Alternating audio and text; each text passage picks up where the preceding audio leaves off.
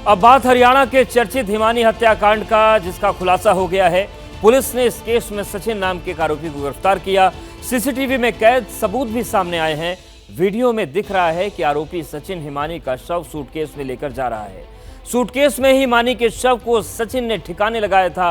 अब तक की तफ्तीश के मुताबिक आरोपी और मृतक एक दूसरे के परिचित थे और मर्डर की वजह पैसों का लेन देन था, लेकिन पीड़ित परिवार ने पुलिस की इस थ्योरी को पूरी तरह से नकार दिया। परिवार ने ब्लैकमेलिंग का सबूत नहीं मिलने तक शव का अंतिम संस्कार करने से भी इनकार कर दिया है। राहुल गांधी के साथ हिमानी नरवाल, भूपेंद्र हुड्डा के साथ हिमानी नरवाल, दीपेंद्र हुड्डा के साथ हिमानी नरवाल। हरियाणा की एक उभरती नेता जो कांग्रेस की बेहद सक्रिय कार्यकर्ता थी, जिसने राहुल गांधी की भारत जोड़ो यात्रा में भी हिस्सा लिया था। उसकी सूटकेस में बंद लाश मिलने से प्रदेश ही नहीं पूरे देश में हड़कंप मचा।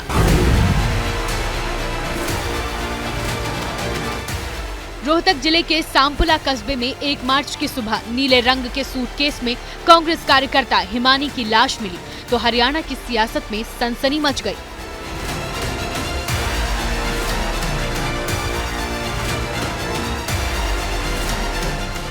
लाश एक लड़की की थी, वो भी कांग्रेस के कद्दावर नेता भूपेंद्र सिंह हुड्डा के परिवार की करीबी।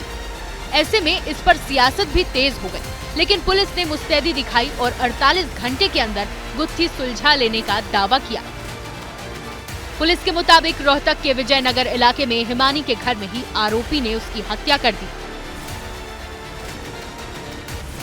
आरोपी सचिन झज्जर का रहने वाला है, जहां उसकी मोबाइल की दुकान है। पुलिस के मुताबिक 1-1.5 साल पहले सचिन और हिमानी में जान पहचान हुई थी। 27 फरवरी को आरोपी सचिन रोहतक के विजयनगर स्थित हिमानी के घर आया, रात को वहीं रुका। 28 फरवरी को दिन में दोनों में कहासुनी हुई और सचिन ने चुन्नी से उसका हाथ पैर बांधकर फिर मोबाइल चार्जर के तार से गला घोंटकर उसकी हत्या कर दी।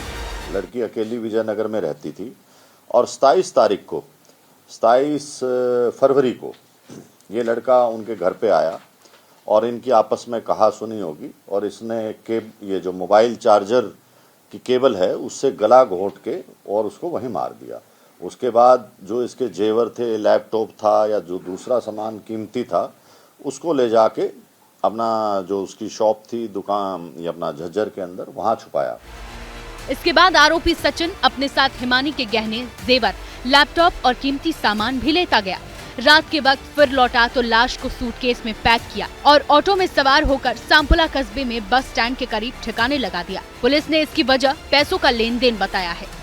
पहले ये घर पे ही रहा। शाम को 5 बजे के आसपास जब इनकी अनबन होगी, लड़ाई वगैरह हुई कोई पैसे के लेन देन पे या किसी बात पे, तो उसके बाद इसने उसका गला घोंट के वो जो केबल थी मोबाइल चार्जर की, उससे मार दिया।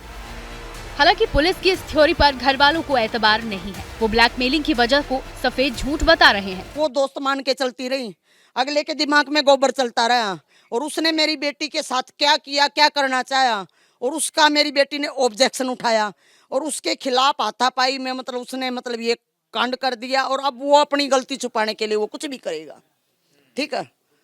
लेकिन रही पैसे वाली बात, तो ये पार्टी भी जानती है, पूरा रोहतक जानता है। मेरी बेटी रिश्तेदारों से भी 10 रुपए की भी मदद नहीं लेती थी, तो वो उससे पैसे की डिमांड कैसे करेगी? जब तक इस बात का प्रूफ नहीं मिल जाता कि वो एक ब्लैकमेलिंग, इससे हम तो संतुष्ट नहीं है जब तक अंतिम संस्कार नहीं करेंगे, जब तक इस बात से संतुष्ट नहीं हो जाते।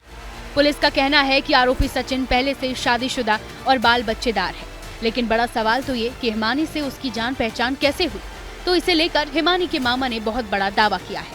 राहुल की यात्रा में ये गए हुए थे, उस टाइम पे फोटो वगैरह खींचने के लिए कि इसको वो किया गया था भारत जोड़ो यात्रा। हाँ जी।